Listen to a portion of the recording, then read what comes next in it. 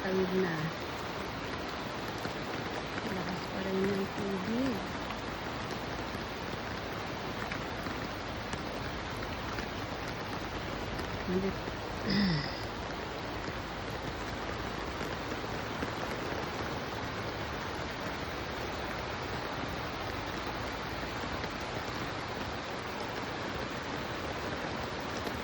Ayun, may kabayo sa kabila. Hindi na siya makatawid dahil napakalaki ng tubig.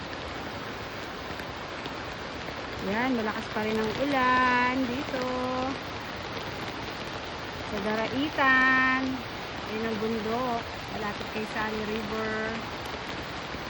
And dito po ay ilog ng Sabangan ng Daraitan. Ayan po yung marker, yung pula, yung may puti, dating lugar na kung saan ay hanggang stupa na dyan.